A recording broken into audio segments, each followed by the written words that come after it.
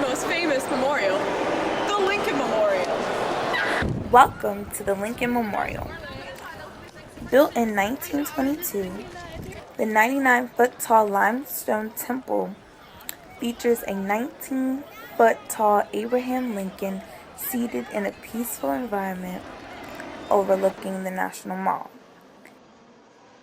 It's located in the west end of the National Mall. Last, the National Monument, World War II Memorial, and the Reflecting Pool. It is open 24 hours a day and hosts over 3,638,806 visitors per year. The Lincoln Memorial features 36 columns supporting the structure, each representing a state in the Union at the time of Abraham Lincoln's death. It also engraved with the names of all 48 states on the outside of the memorial, as well as plaques recognizing Alaska and Hawaii. What is the metaphor of this monument? What is the original meaning behind the monument? And what does the monument even memorialize? These are the questions people ask when they come and visit DC's Lincoln Memorial. So let's jump into the fun!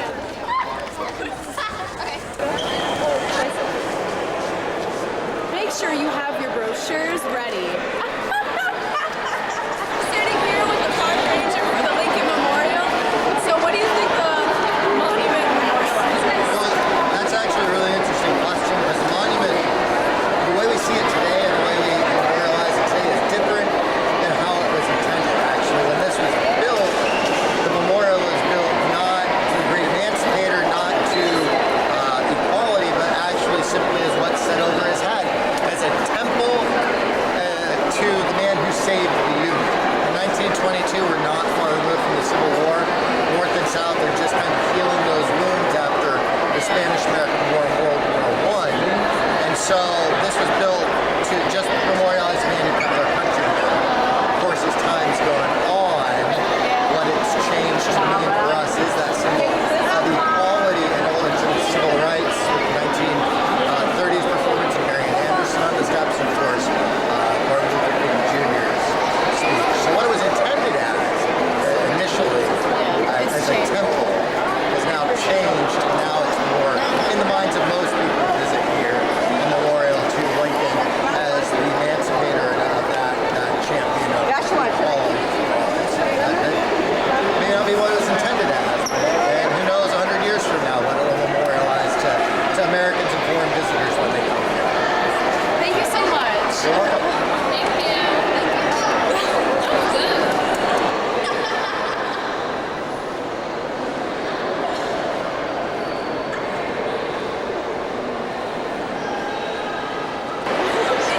So the Lincoln Memorial has two texts in it, the Gettysburg Address and the Second Inaugural Address.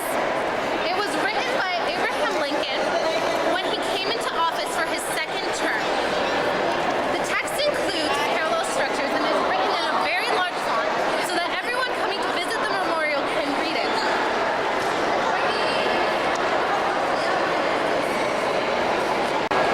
This is the Gettysburg Address, and it includes information about how the nation should be free and united.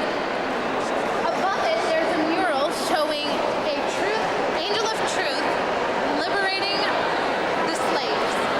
This shows that our country was being united and free.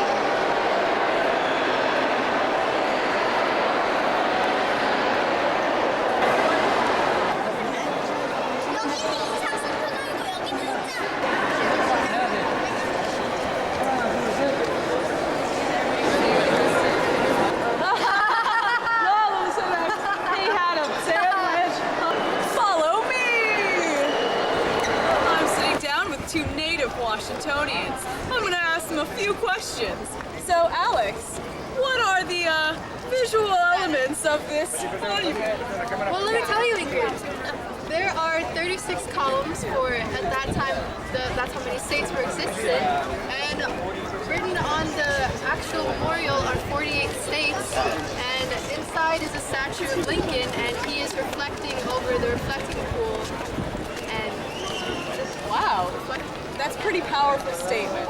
Now, Adira, how does this monument, well, how do you think it appeals to pathos? Well, it really gets, to the emotional part of you because, Lincoln did so much for, like, the slaves with the Emancipation Proclamation. So me, being an African American, student, looking at it and, like, remembering what he's done, and then remembering that Martin Luther King also made a speech here, just brings a whole bunch of emotions to, like, Black community culture. So, this monument is pretty powerful for everyone. Very. Here is the spot Martin Luther King Jr. delivered his I Have a Dream speech on the March on Washington in 1963.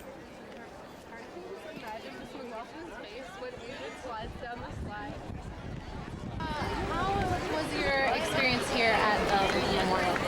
It was good. Yeah, I've been here before. It's my fiance Mackenzie. She's from Wisconsin. She's never been here before, so it was really cool. Really cool to see again, and just the time and the craftsmanship.